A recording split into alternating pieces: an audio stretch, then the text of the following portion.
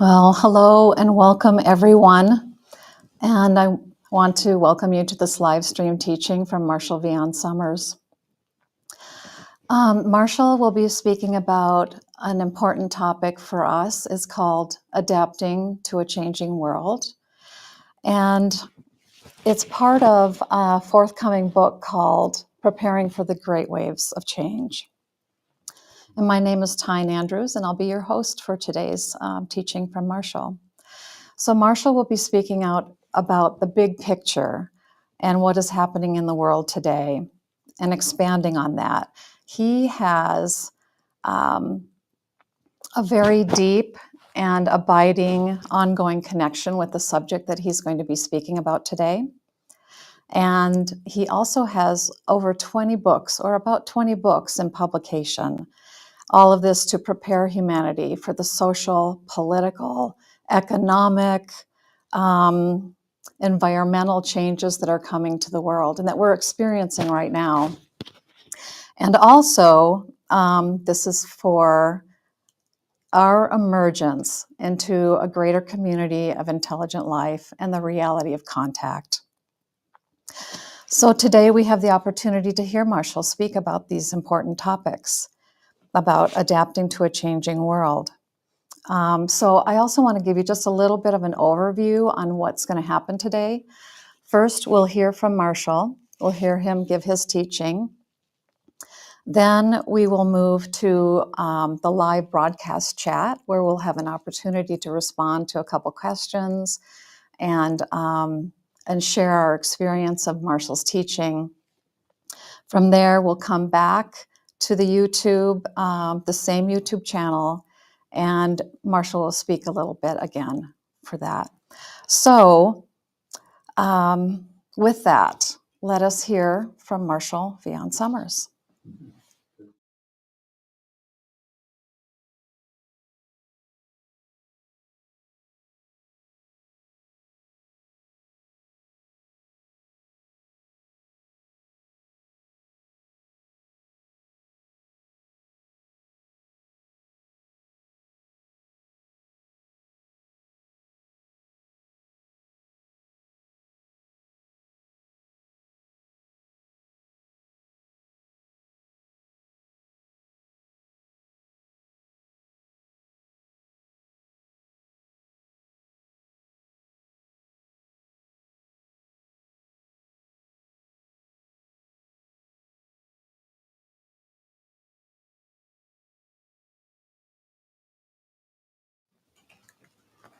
Good. Welcome, everyone. I'm glad you could join me today.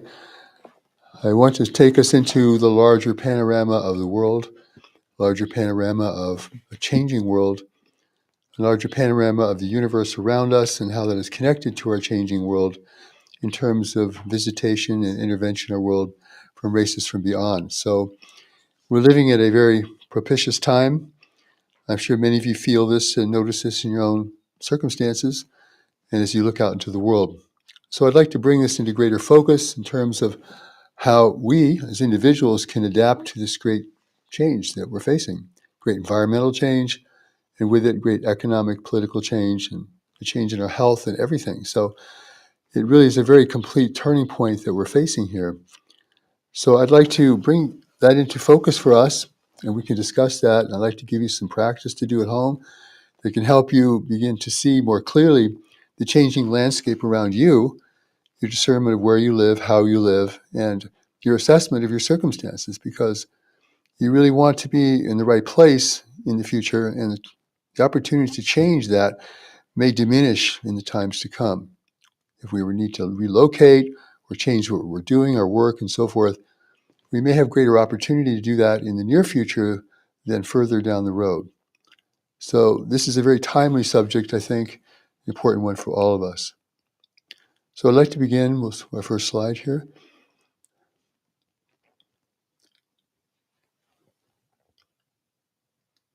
Good. Okay. So this is called the challenges we are now facing. And I'm going to list them in what I believe their priority of people's awareness, not necessarily their priority of impact.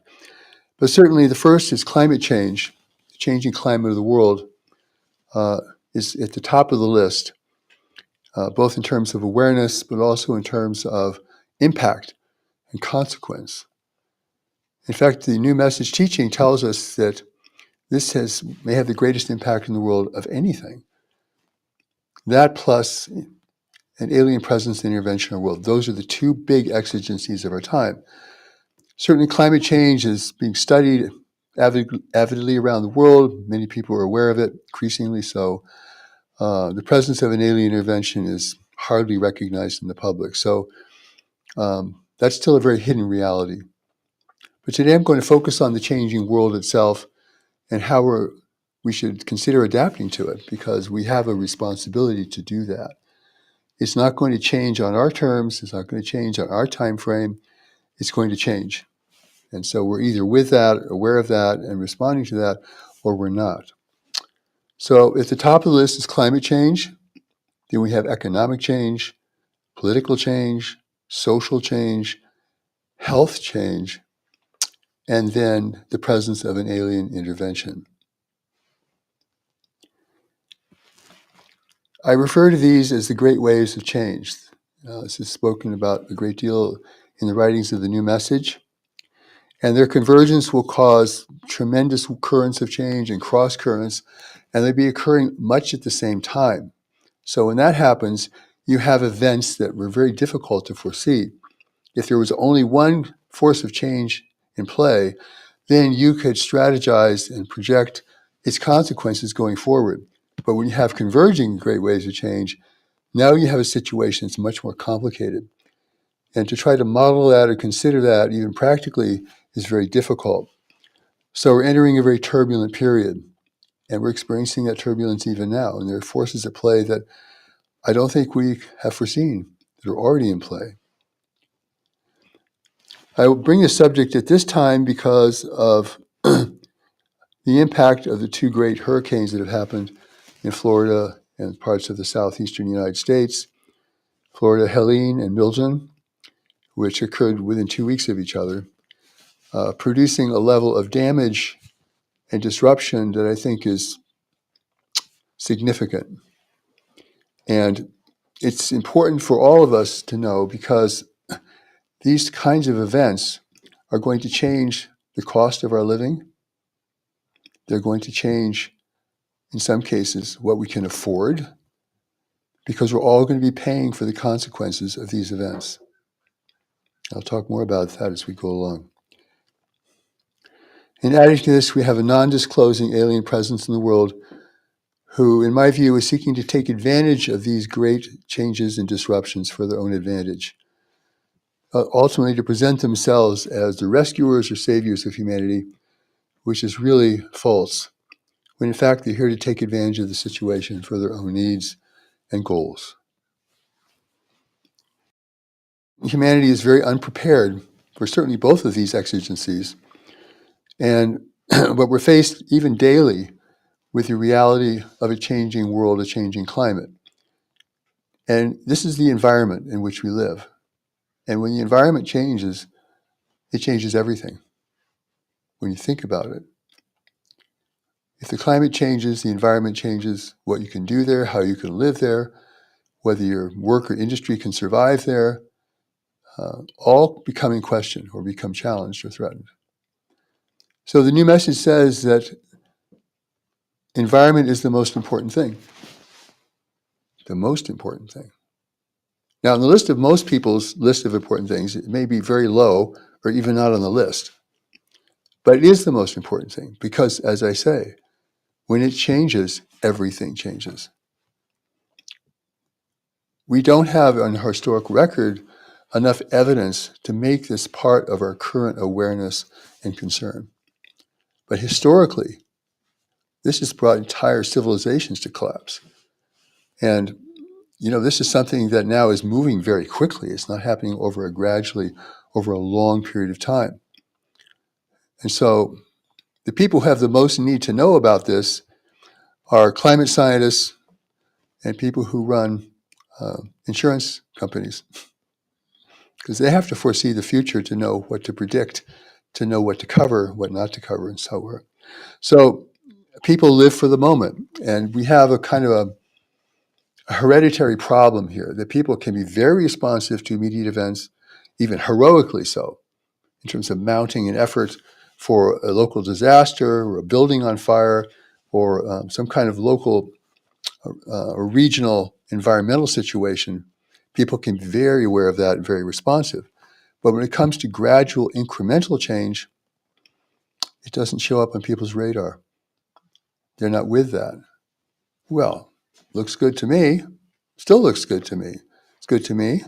They'll say to themselves, they'll say to each other, I don't see a lot of change going on. Climate changing, well, yeah, it's hotter, it's warmer, but they don't put this together as a greater event in motion that will have greater consequences than all the immediate kinds of changes or difficulties that may arise. So when we talk about adapting to great change, which is really my subject for today, there's two key words to that. The first is adapting. I like to talk about adaptation. And the second is great change. So adapting, when we think of adapting in our normal language and consideration, well, I'm adapting to change in my work. I'm adapting to the rising cost of living, the rising cost of food. I'm adapting to that. We think of adaptation in terms of immediate events, some of which can be very challenging. But they're in time, they're now. They don't have huge a consequence for the future. There are things we do have to deal with or may be subject to. But when we talk about adaptation and great change, now we're talking about adaptation on a much higher and more consequential scale. In the natural world, in natural history, for instance, adaptation is equal to survival. If a species can't adapt to a changing world environment, it likely will not survive. And that survival may be challenged immediately or over time. So adaptation, connected with the words great change, now means great adaptation, the whole spectrum of adaptation. Can we live consciously and successfully and even peacefully in a world of radically changing environment or circumstances? It's a very challenging notion. And that is the world we are now emerging into. So adapting to great change is now taken to a whole nother level of adaptation. When we talk about great change, again, we're talking about things that will change how we live, where we live, and what we can do, and what we may have to do to be able to adapt. So it's important that we think about adaptation in terms of how we may need to change our life, our circumstances, what we concern ourselves with, what we prioritize, so forth. And then great change, we have to think about that in terms of where we live, its future, what's being projected about that. We fortunately have science that can give us some understanding of what our future in any location may look like in 10, 20, or 30 or 40 years. An educated view. So our environment is what sustains us, and adaptation is what enables us to change with it when it is changing. So those are two very big words now, and not small words. So the great change or big change will likely require major adjustments in your life, how you live, all aspects of your life. For some people, if you're elderly or if you have small children or unable to relocate or adapt, well, that's a bigger problem. You have to deal with that differently. But for many people, this is requires you to look ahead in the next 5 years of your life at least, and to see are you in the right place? Is your industry or work going to survive the kinds of change that you can perceive or that you're aware of? What's the social condition of where you live? How are people going to react to this? Is this going to create social dissonance or discord? Is this going to create economic or political division, which you can see already? You do your own beginning assessment, and it's not a one-time thing, it's an ongoing thing. And this is how an intelligent creature in nature assesses their environment. The birds are always looking at their environment. They're always scanning the horizon of their environment. The more intelligent animals prepare for the future, building shelters for the winter, adapting themselves to changing circumstances. And so their relationship to the environment is very immediate and very constant because it determines their well-being and survival. Human beings have been suspended from this core relationship mostly, at least in wealthier parts of the world, where they don't think about these things. They're just assumed to be true. Everything will be there for me. I don't ever have to think about it. I don't need to plan for the future except maybe save for retirement or, go through changes in my work, profession, and so forth. So in the larger context of the natural world, adaptation, as I said, equals survival. So in the great ways of change, adaptation begins to mean survival, economic survival, social survival, even physical survival.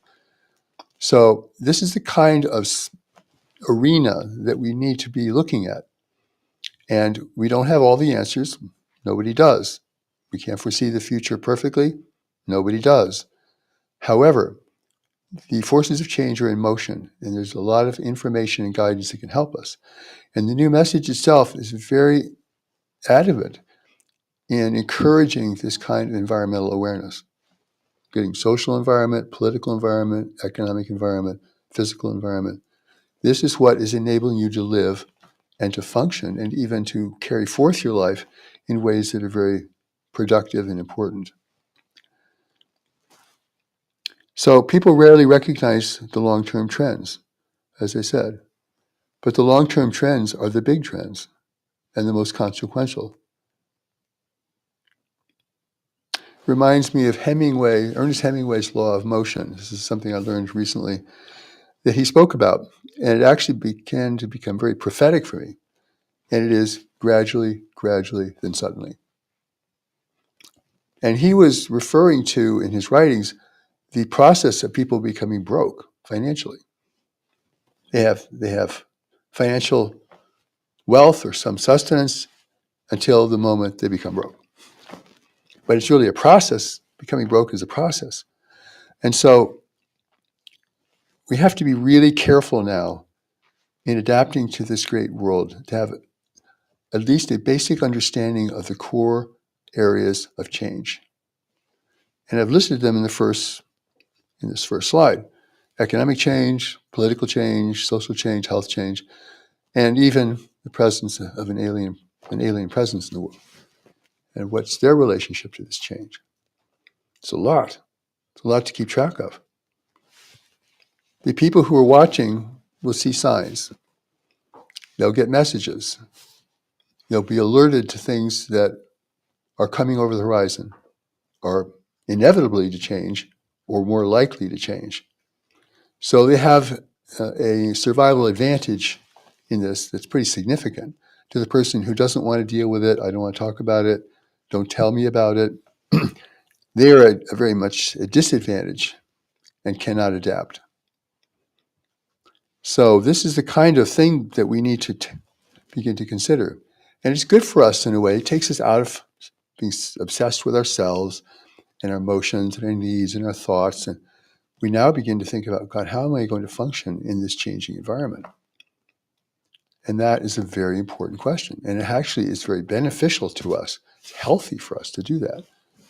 Because if the environment is something that we never think about, we assume it's always going to be there, and I'm just concerned about my own self and my own consciousness or my own immediate circumstances, you're not adapting. You won't see the signs. You won't want to see the signs. You don't want to think about it. You don't want to look. Because this requires looking ahead. When a great wave finally strikes, when it goes suddenly, and then happens, it becomes suddenly, you can't prepare in the last moment. There's no preparation there.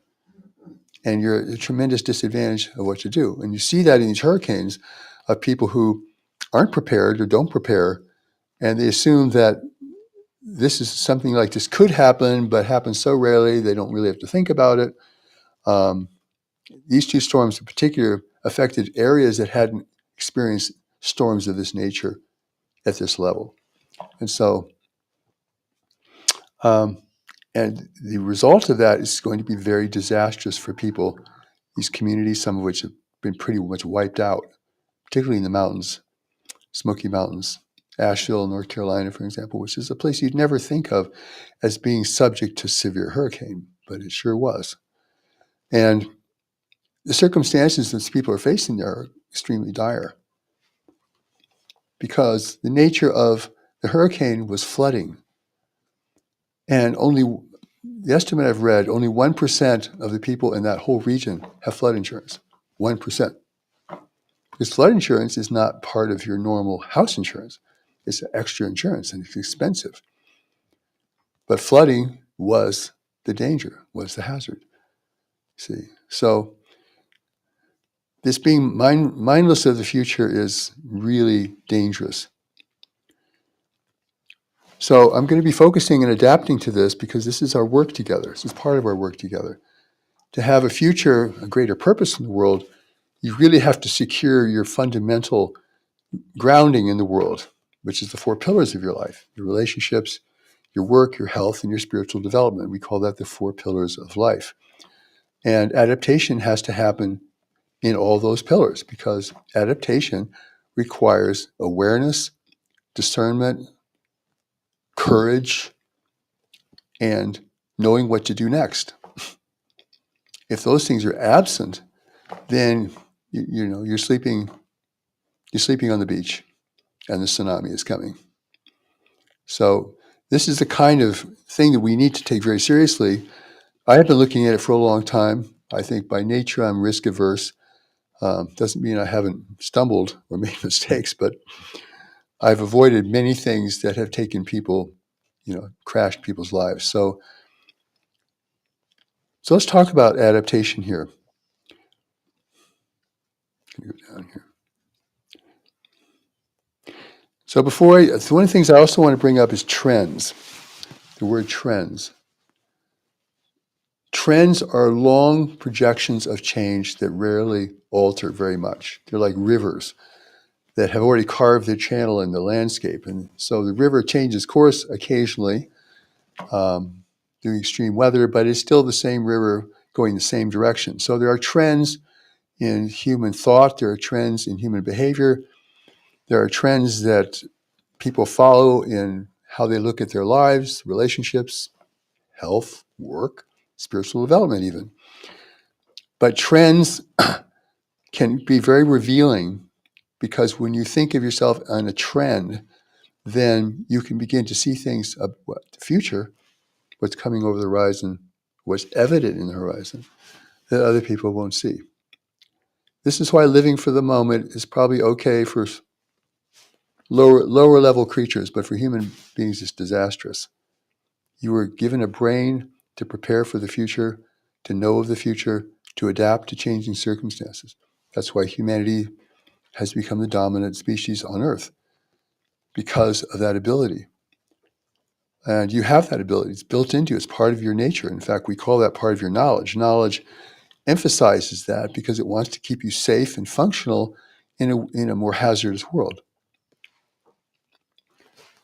So I want to talk about the cost of change because I think people think that cost is always local. Well, those poor people went through this hurricane. These poor people, California had this terrible drought or flooding because of atmospheric rivers, for example. And we can feel for them, but we don't realize that every event like that happens raises our cost of living significantly. We had a big fire in Boulder, not where I live, but near me. There was a freak kind of nature event, and it was a windstorm that came down from the mountains and swept over a broad spectrum of, towns and cities. And it carried with it fire because it ignited a fire it started a fire, and that fire just spread like incredibly, 80 to 100 mile an hour winds. There was no way a fire department could fight it. It could only secure certain locations.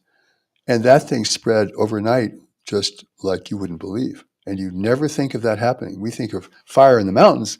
We don't think of fire down on the prairie where the town is, at the foot of the mountains.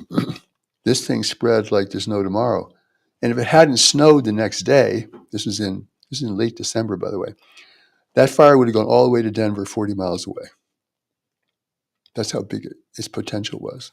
It did destroy a lot. It destroyed almost 1,000 homes, destroyed over 1,000 structures, a hotel, a shopping center. I mean, and it was all over in 24 hours, pretty much. It was horrific. That storm raised the insurance rates for everybody in Colorado. Significantly for me, because I live in the town, even though I wasn't affected by that storm particularly. It did blow out a window of my house. It did do some damage to my house, but that's an example of we don't know the costs that this is incurring upon us. And every event like that has broad level of cost and consequence. There's currently in this country, the United States, a house insurance crisis. Insurance companies are pulling out of cities, entire states, because of their risk factor. And when that happens, and it's happening in our own county here, where we live, not exactly where I live, but in parts of it, because those parts are more high risk for fire, this is very tragic, because if you can't get insurance, you can't insure your house. If you can't get insurance, you can't even sell your house. No one's going to buy a house without insurance. So all of a sudden, your whole picture of living in a beautiful area like this has transformed overnight or briefly, suddenly, gradually, and suddenly. Gradually, insurance costs go up, and suddenly they just pull out. So this is one of the hazards for these two hurricanes and their impact on the southeastern states and Florida in particular is major insurance companies have already pulled out of Florida. They won't offer policies there. Just leaving smaller companies that may not have the solvency to really meet the kind of hazards that these storms can produce. So I'm bringing this up as an example of what is an unforeseen force, almost like a black swan in the picture, not unforeseeable certainly, but happening at a level that's going to change the lives and circumstances of people in many parts of the United States and probably many parts of the world.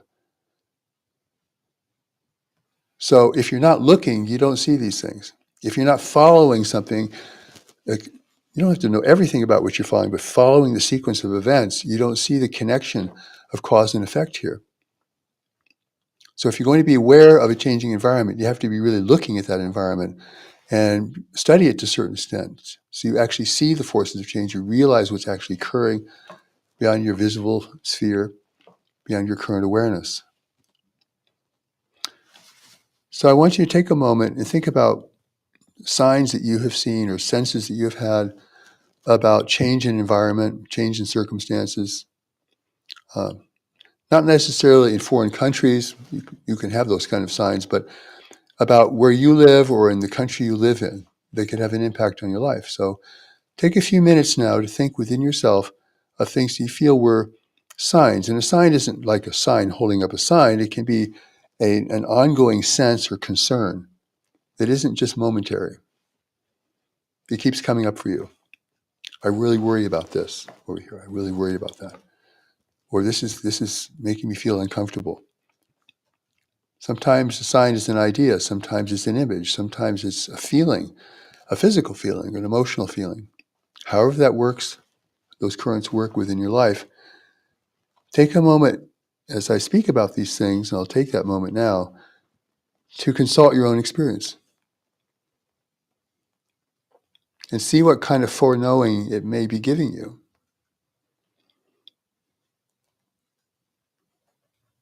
Not only recently, but even over the years.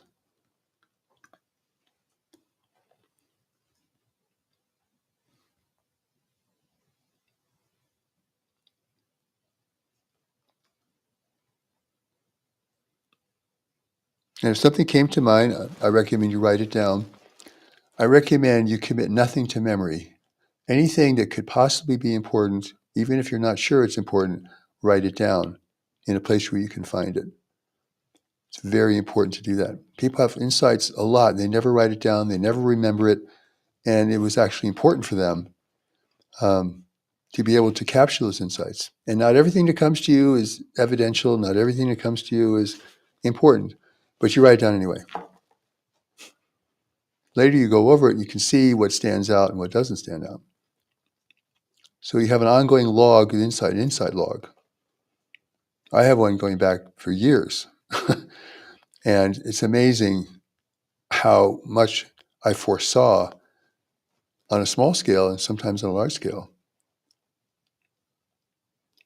And I left living in the San Francisco Bay Area, which is a very nice place to live, or used to be, because I foresaw things there. And I also foresaw that my work would never grow from there.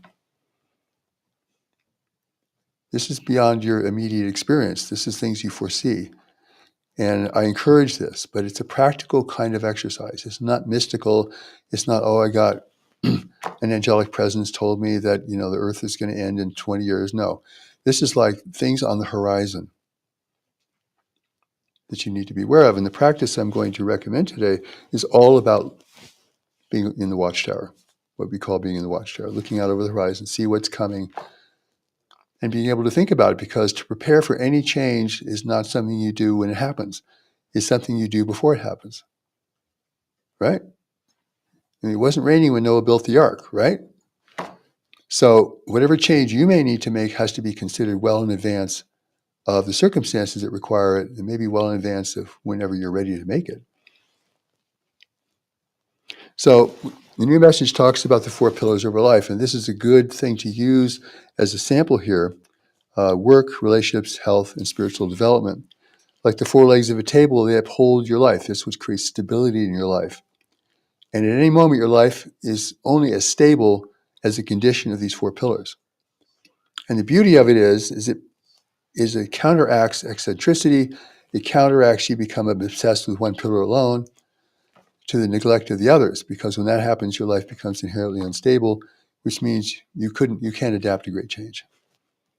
You wouldn't have the mental capacity to do it. You wouldn't have the foreknowing to do it. You wouldn't have the stability to do it.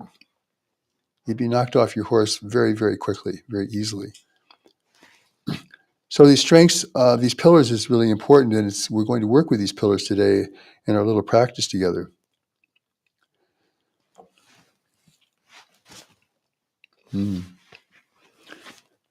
So I want to present to you some slides now from the Revelation itself, talking about the future, warning us about the future.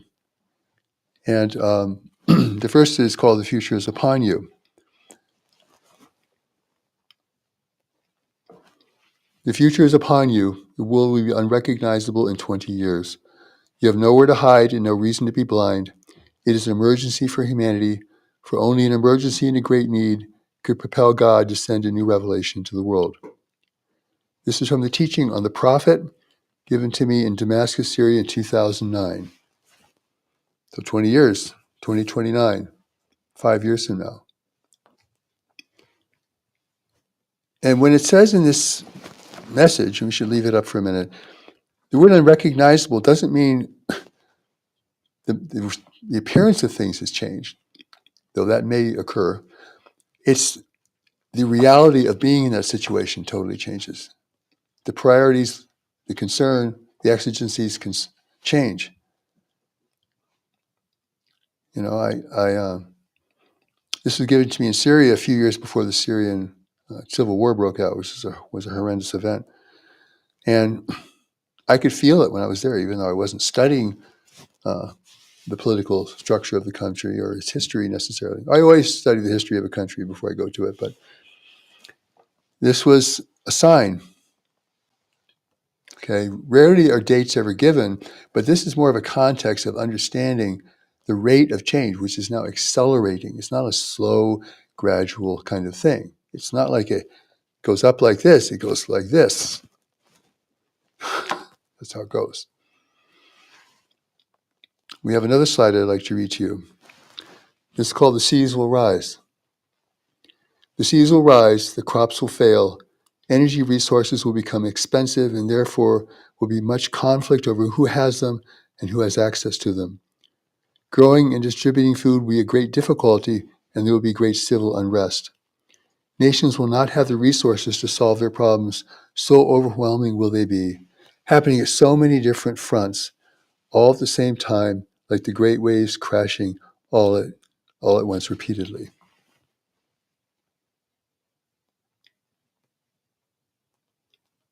Now I ask you, why would a message like this be given to us now?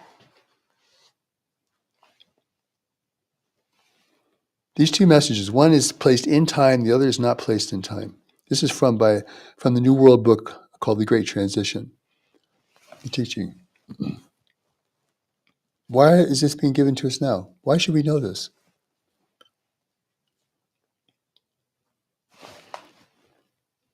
We need to know it because it's in motion. The civil war in Syria was in motion when I was even there, even though I couldn't see it fully demonstrated. But I met people, Syrian people there, who felt that something big was about to happen. I took note of that. The other is a slow moving, this is the great way to change, slow moving, but unstoppable. It's like rust, happens 24 hours a day, it doesn't stop, it's just. And now people are having problems, just flooding, there's lots of flooding in the coast of Florida, Atlantic coast of Florida, many places. Daily flooding, high tide flooding. So these things are happening, and if you neglect them at your own peril. And the problem is, no matter what happens in Florida, it does have an impact upon you, because you're going to help pay for it. It's not fair, but it is the way it is. The insurance company that covers or did cover Florida may also cover you. And the only way it can recoup its losses is by raising premiums on everybody in their network. That's how it works. So these prophetic messages are kind of to wake us up, to enable us to begin to see we're in a time of propitious change, great change. Great change, not like little change, not like, yeah, something happened last year and yeah, this has changed. I mean, the change that could really change things. Like, wow. And when you think like that, you look at your circumstances differently with a different set of criteria about stability, security. Is my community going to thrive in the future, or is it going to decline? Is it going to be, do I live in a town that's based upon tourism, and tourism just isn't happening anymore? So we'll go to the next slide here. This is the environment is the most important thing. The environment is the most important thing, more important than personal wealth, more important than national military strength, more important than any country's national security. This is from the book, Greater Community Book, Chapter 9, Protecting the World. And again, I talked about this earlier, environment changes everything.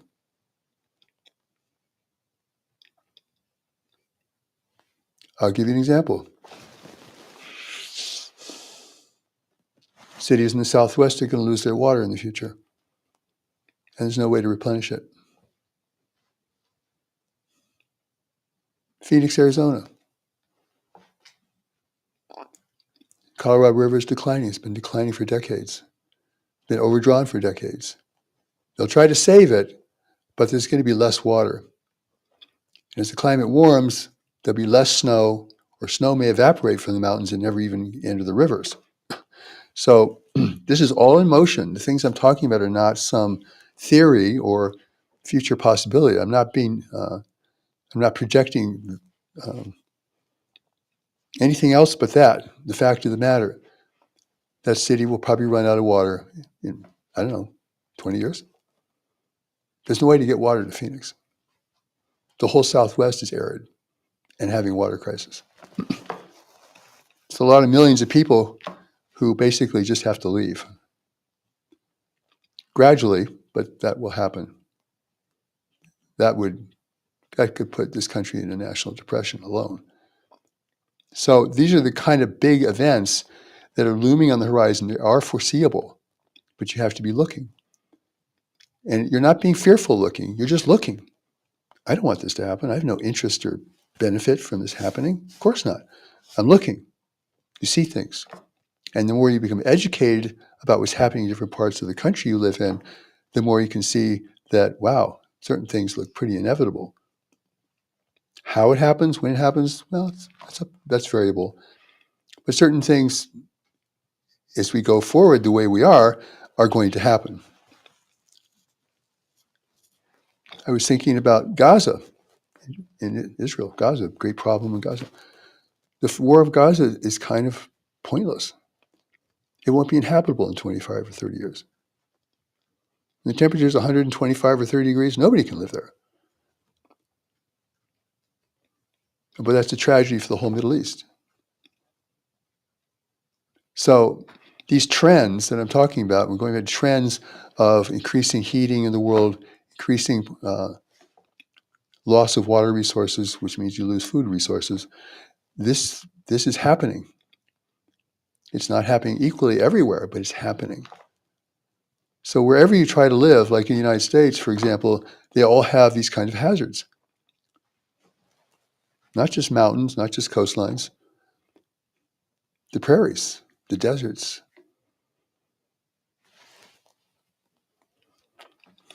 So I'm going to go into, I'm going to give you an example of how one event can affect all your pillars. Okay. So this is, you have a great wave disruption that affects the economy of where you live significantly. Okay, like a great fire, a great hurricane. They can affect all your pillars. Your job, your employment may be lost and unrecoverable or unrecoverable for a long time. The business you work for may disappear, may fail, may get destroyed. There's no assurance that they can rebuild. This could even end careers for people. Like think about travel and luxury and tourism. I mean, in the future, not many people are going to be able to do that. Health, okay. And these kinds of changes create real health crises for people. Physical health, mental health. You can imagine stress.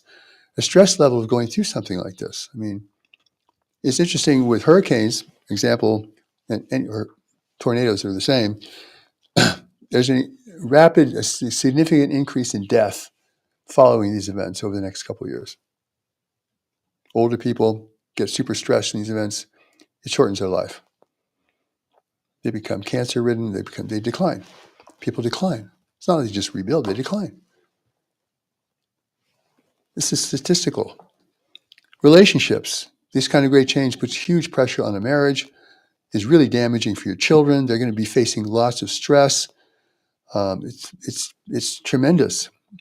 And then for your spiritual development, when crisis happens, people turn to God for salvation. Save me. The government's not going to save me or can't. Or, help me.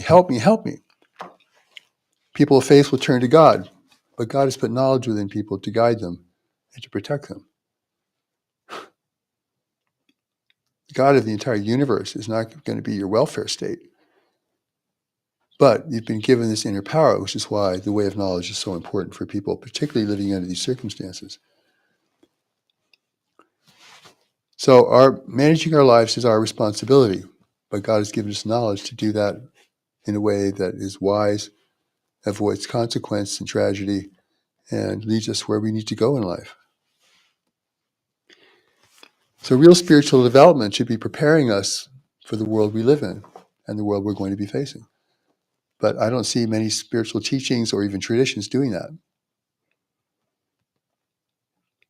Pray for peace, pray for security, please God. God will help you, maybe. Though they never explain how that can happen. So if spirituality is a pacifier for people, they're not going to do anything. They'll rebuild where the hurricane came, even though now they have no health insurance. They have no way to insure their properties. So if you get pacified, you're not going to do anything. It's like having a binky. You're going to be assured that it's going to be fine. You don't have to worry about it.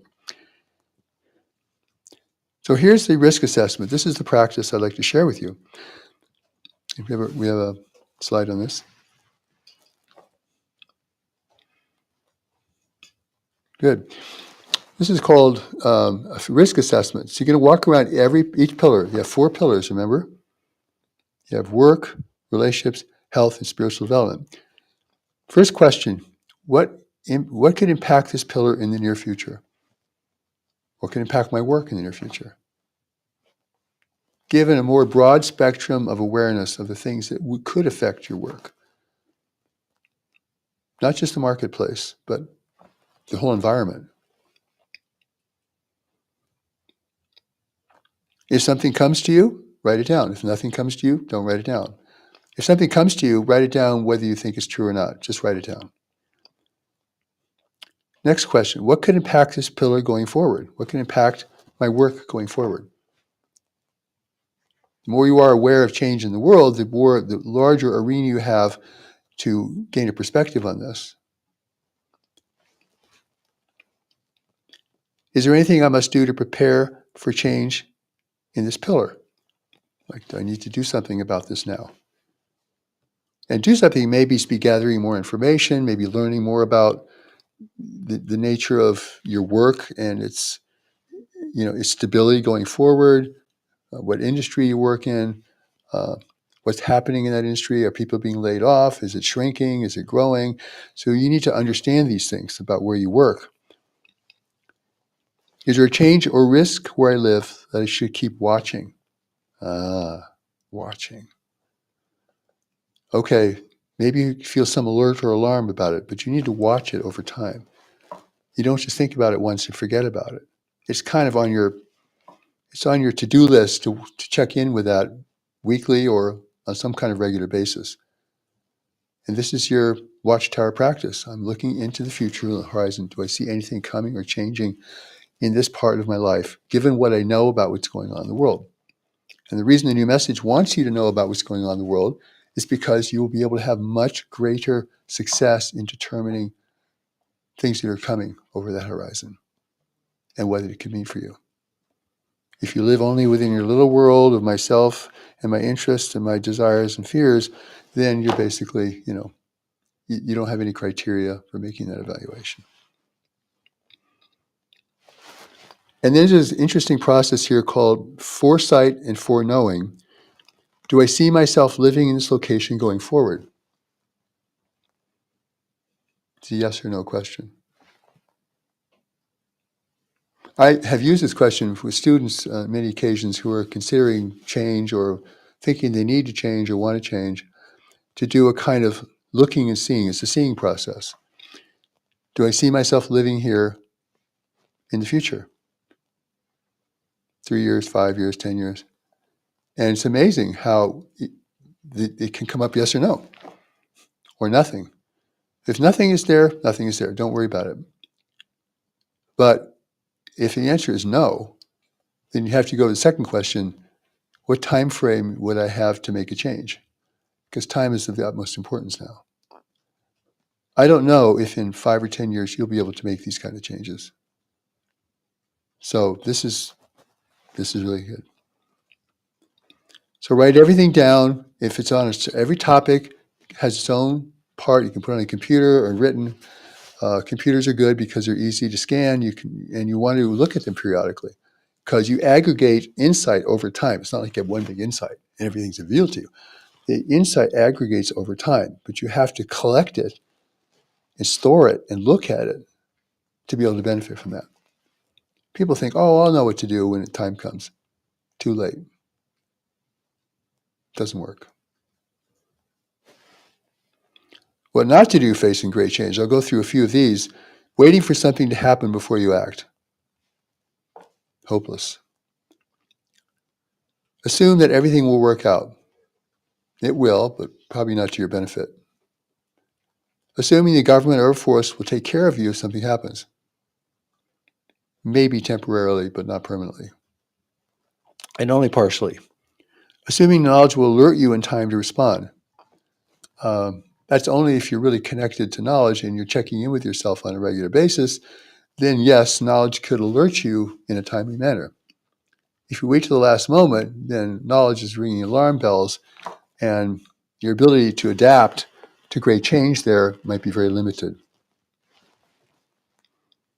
So the things I'm talking about are going on all over the world. So this is not just an American phenomenon. The whole Earth is changing. There are larger forces of physical change. For instance, the AMOC, the Atlantic Meridional Overturning Circulation, AMOC. It's this huge change in the whole cycle of the Earth, in the Atlantic basin, of climate and the movement of warm and cold water. You can read about it. It's being studied avidly now because it is beginning to change. And one of the reasons it's changing is from the discharge of fresh water from Greenland. It's interfering with the AMOC, these great circulating patterns. It's like been going around like this for a very long time. It's being disrupted. If it changes, the impacts upon Northern Europe will be profound, and profound in other parts of the world. I mean, in terms of what changes climate and what changes environment. So these are big forces of change that are really important to keep track of, and I encourage you to do that. It's your life. The more you know about the landscape, the more objectively, I don't mean theoretically or politically or in terms of what you want, but the more you can see things objectively, the greater sense you'll have of where you stand in the face of oncoming events. And your ability to prepare for them will be much enhanced by this. So I'd like to go now to the slide. The man or woman of knowledge is watching. So the man or woman of knowledge is watching without coming to fixed conclusions, watching without condemning the world, watching without losing hope, watching without becoming jaded or cynical, watching without blaming leaders or individuals or nations, watching the changing landscapes of the world, looking for the signs that the world is giving to indicate how, where, and when the great waves will strike.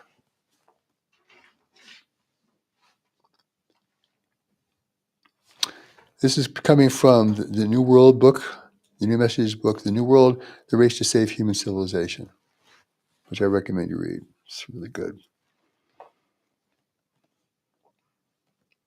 So if you think about this for a minute, to really be in a state of knowledge, you're always watching. You're like the bird in the air and the animal in the field. You're always not watching every moment, but you're always in a state of awareness to your environment. So now you've regained your natural ability, your environmental ability, your sensitivities. You become more natural, but you also become more aware and more alert. And you're looking at areas of change now that aren't just in the natural realm, but in every dimension. So this is really important. Otherwise, you could be a student of knowledge and you'll be overwhelmed in the end by what overwhelms everybody else. And you'll wonder where knowledge was, and knowledge will wonder where you were, not to become aware of this, and to consider it, and to look at it. That's the encouragement.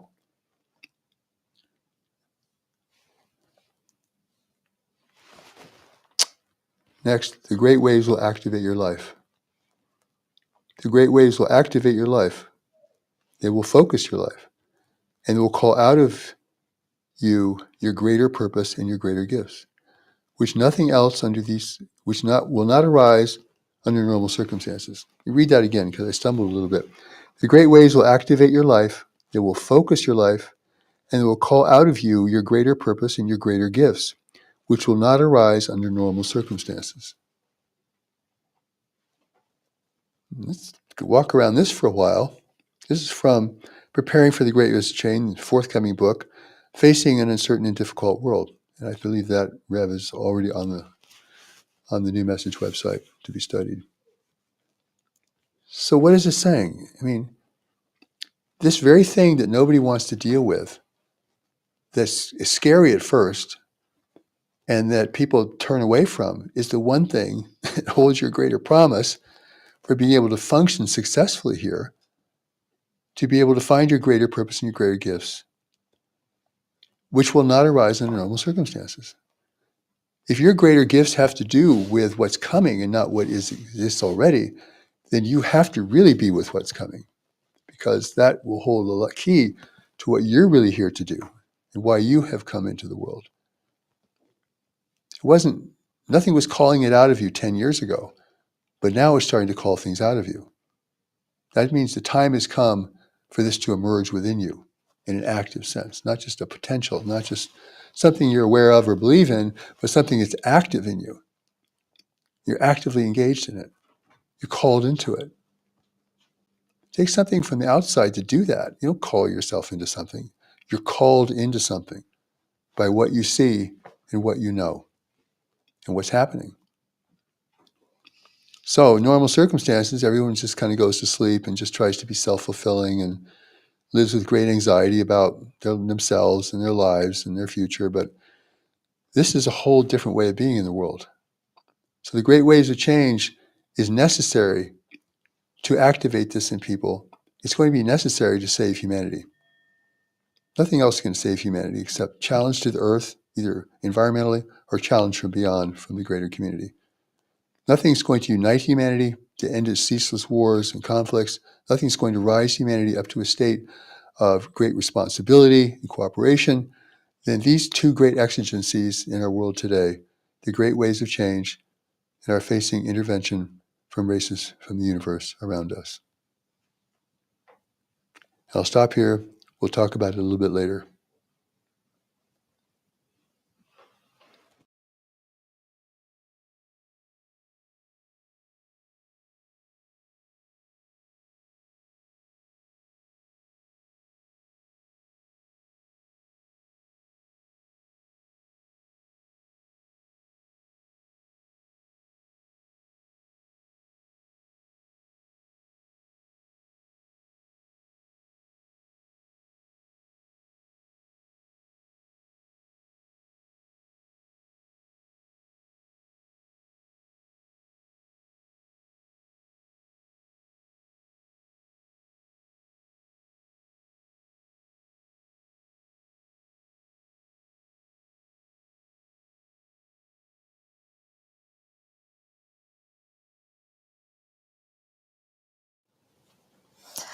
Wow, thank you so much, Marshall, for giving this powerful teaching on adapting to a changing world, a rapidly changing world.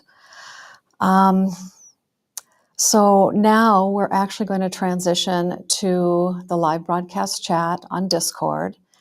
If you're new, the description or the link is actually in the description below in YouTube, below the YouTube video.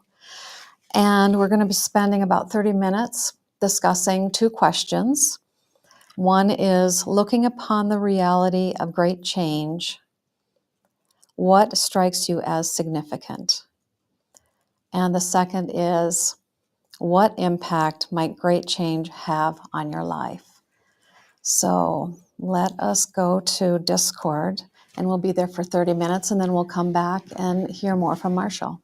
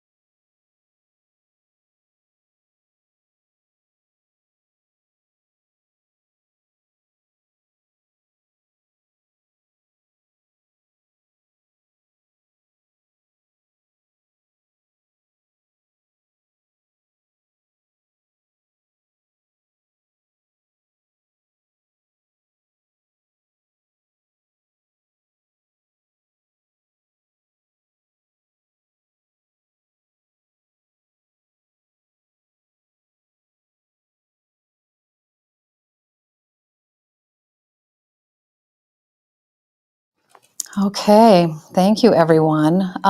I know we're transitioning back to YouTube now from Discord, and I so appreciate all of the insights and the comments that all of you have made.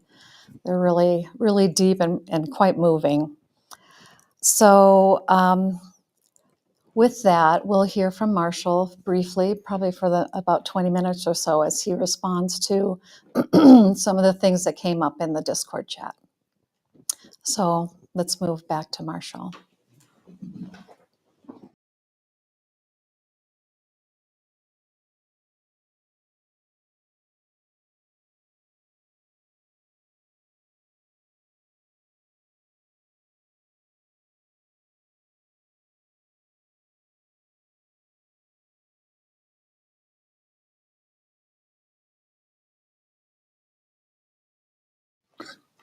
Thank you, Tyne, and thank you all for contributing here. It was really valuable to read some of your comments, and of course, you're an eye to the world too. So I'm learning from your experience in the country you live in, or parts of the world that you are focused on.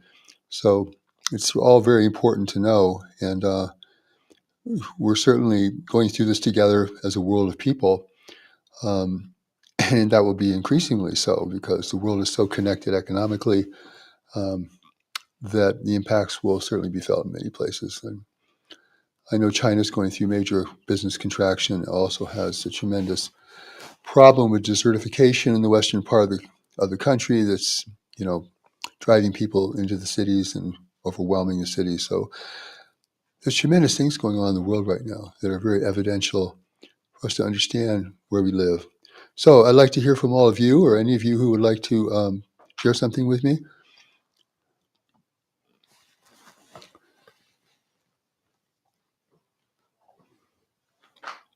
could post a question and I'll be able to see it. I'm not on the chat, so want to give me your computer, Patricia? You're on the chat.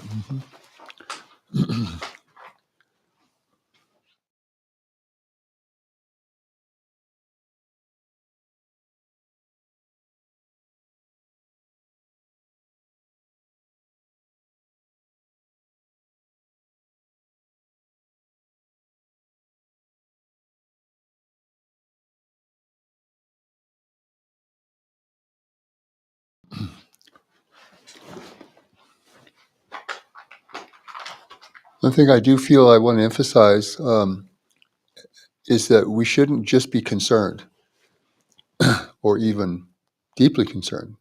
We have to look at our own situation to see how we can make our own position more stable. Uh, we're able to um, adapt to changing circumstances, and that's very, very important. Um, and we have these four pillars to work within, and I think they're really encompassing when you use them in that way.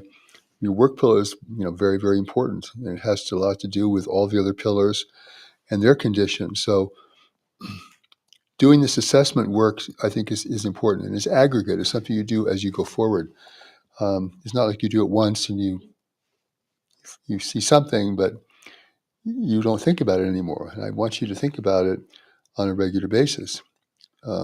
The new message is really here to prepare us to be people of the world, not people living in isolation or seclusion or avoidance.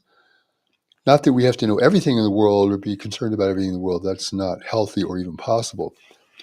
But that we understand major trends that are happening and how that is affecting people and how that might affect the nation and region that you live in as well. So this world awareness, I think, is something that can be very challenging and disturbing to take on, particularly if you're not used to it. But it is very important in giving you a panorama upon which to look upon the moving forces of change that will certainly impact your life and the people you care about.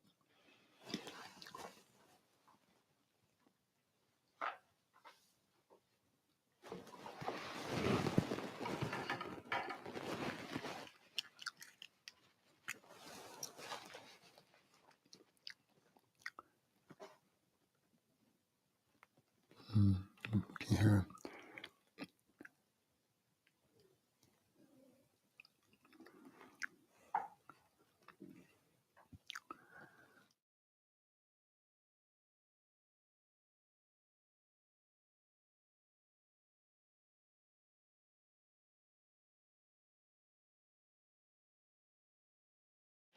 So any questions we have I can respond to? There's one question here. Mm-hmm. Says Marshall, the new message has come into the world has the new message come into the world giving humanity enough time to change and then respond? Has the new message come into the world to give humanity enough time to change and to respond? Yes, I believe so. I mean, some of these teachings I referred to have been with us now for 10, 15 years. So it's just not many people have access to them or have discovered them yet.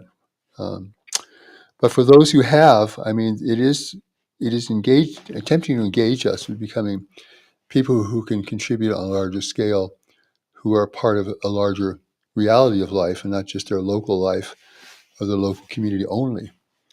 So we're living in a world of interacting forces. So what happens, the drought in Brazil has a big impact on what happens in other countries. Brazil produces many things for other countries, and the people of Brazil are facing a crisis that they don't know how to control. So all of these things are in motion now. It's almost like we've opened Pandora's box of a world of change, and now all these things are beginning to set in motion. Um, I remember when I used to go mountaineering, solo mountaineering. I remember I sat near this little waterfall. It was a small waterfall. And I remember I looked at the waterfall and it was a stack of rocks and the water was flowing somewhat underneath it, but over it. It's a little waterfall. I thought, that's really sweet. I pulled out one rock out of the embankment that was creating the waterfall and the whole thing started to collapse. And it was, for me, it was like, wow, this is how delicate the balance of nature really is or can be. And that impacted me. I never forgot that experience. It's kind of a symbolic experience. So I really want to encourage all of you to look at your life and circumstances as part of your assessment, not your only assessment, in terms of what is the world telling you that you need to be aware of and that you may need to do for yourself, because you don't want to become unstable in these circumstances, and have that be an emphasis. These messages are coming to us for a purpose, not just to make us become worried and concerned, but to tell us what we might have to consider in terms of how we approach life and how we live our lives and what we're going to do with our lives, because it's really a calling. I mean, exigencies and crises is a calling as well as information. So I'd be interested to know what kind of calling you feel this might give to your life. How does this impact who you are and why you're here living at the world at this time? So I'll pose that question and see who would like to respond.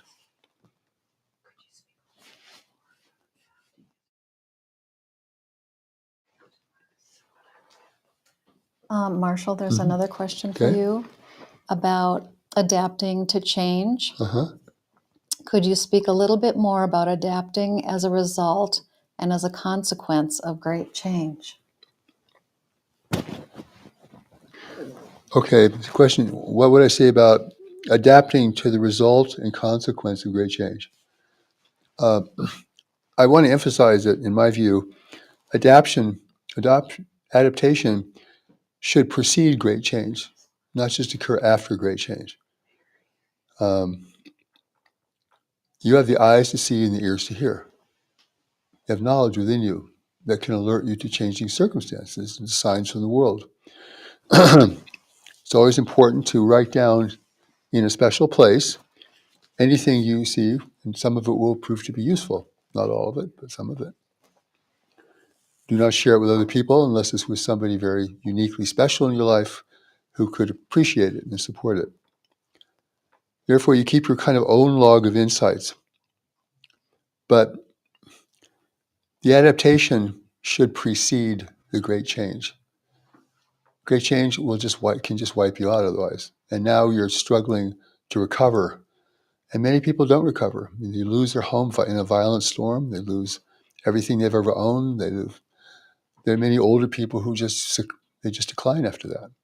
There's a lot of evidence of that. So, in fact, it was noted here as an example, very profoundly. I don't see it right in front of me. of that occurring, the degree to which that is occurring. I'll see if I can find it in the posts here. I do appreciate these posts. They are very important. And let's see if I can find it. All right. Well, I seem to find it.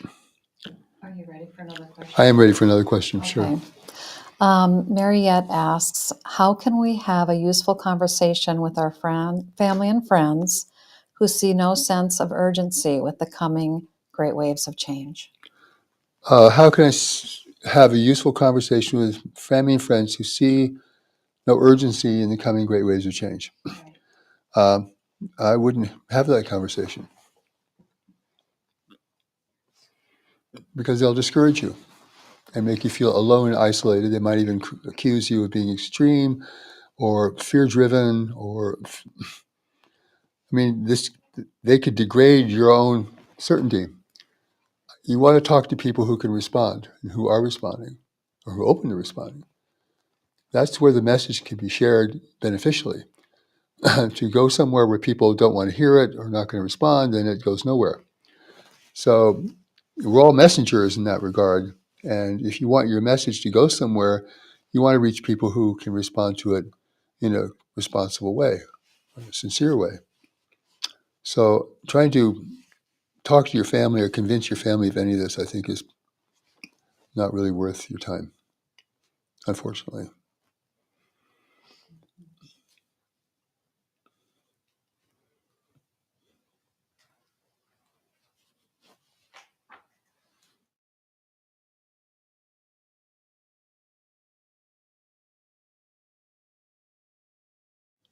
Also, I will go further in saying that you can find people who are interested and have some response, but aren't really going to respond or do anything. You can share a message with them, but don't become involved in trying to educate them. Point to where the education is. If you'd like to learn more, I recommend you read this or consider this. Move on. You have a lot of people to communicate with. You don't want to be stuck with people who are unwilling or unable to really respond, even if they show some interest. So you're not here to save another person's life. You're here to really express wisdom and guidance and awareness wherever it can be received. And I know many people, maybe most people, will not respond to the things that we're talking about here today. I understand that. I think it's tragic, but it's the way of things. Particularly if you're early in presenting these things. I mean, when things get really, really bad, okay, then people will become more responsive, but it will probably be too late for them to do much about it. So our gift to each other and the gift to us from the new message is this gift of vision and preparedness that is so rare and so valuable, and so few people in the world have it today. And I would say to people in the third world, learn the way of knowledge. Knowledge will guide you within the circumstances that you have, within the limits of your mobility and what you can do. Knowledge will guide you and attempt to protect you in whatever circumstances you're in. So the way of knowledge is just very, very important for people.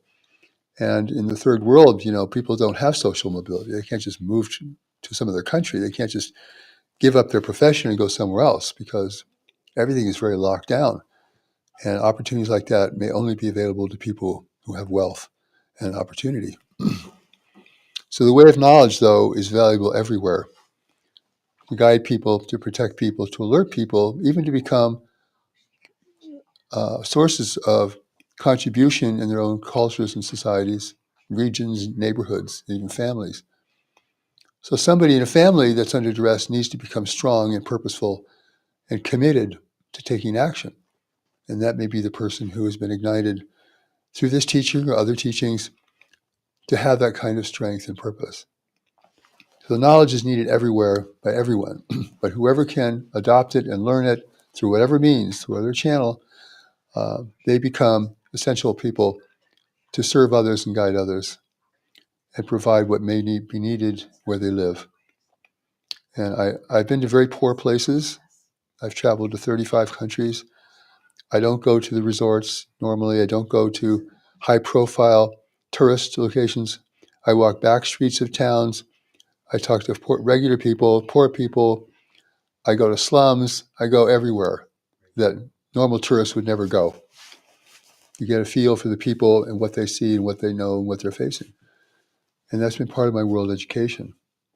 And I have a compassionate feeling for all the peoples that I have countered in the nations that I have had the opportunity to visit. So this is a worldwide phenomenon. It's going to be very costly. Uh, I mean,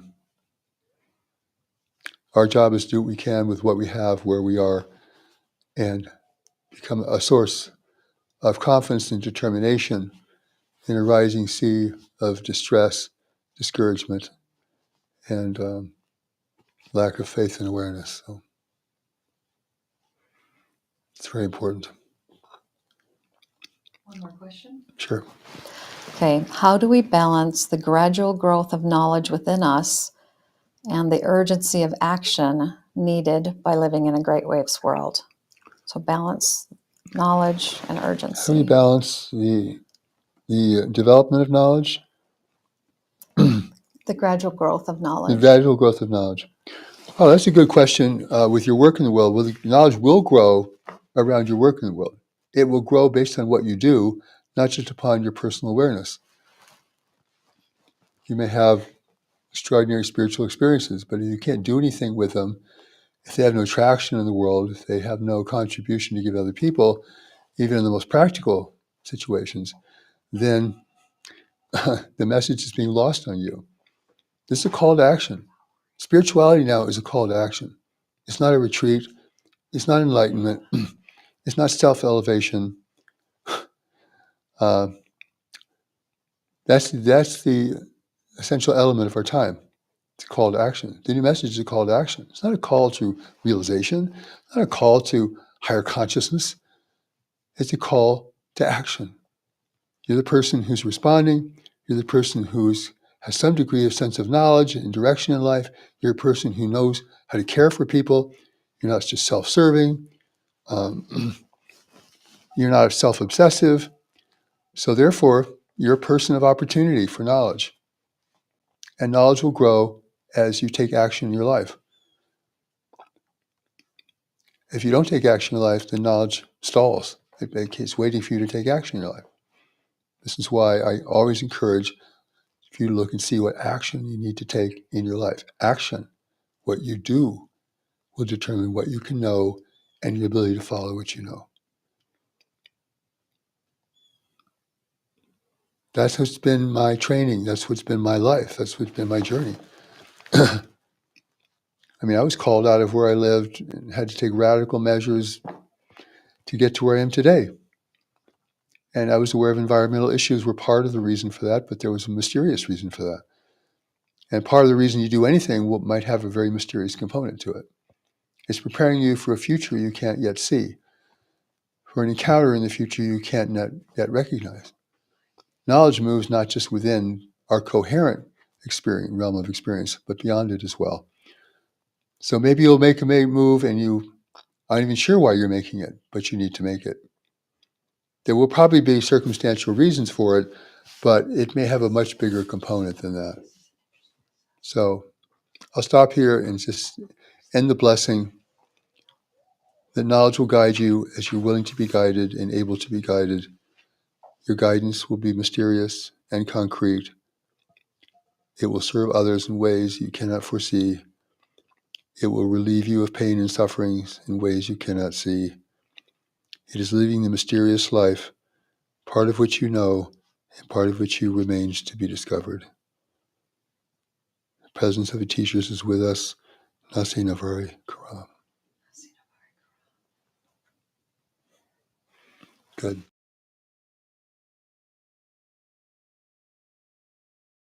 I put some pebbles in your shoes today, and that you'll think about these things because they're very important.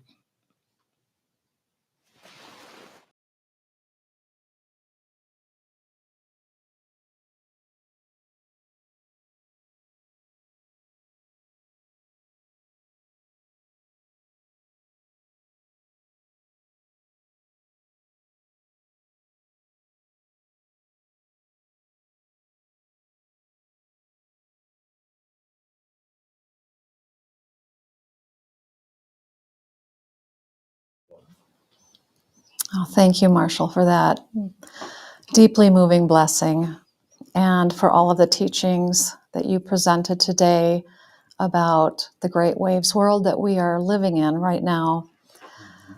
So, and also I want to thank each of you for all of your comments, your insights, your questions, things to be with for sure as we move forward.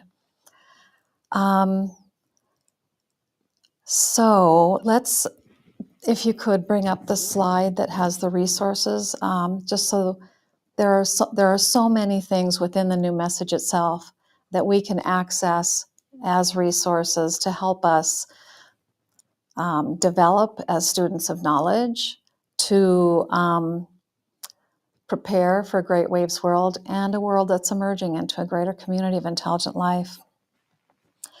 So there is the book, Preparing for the Great Waves of Change, and that is found at newmessage.org/PGW, Preparing for the Great Waves of Change.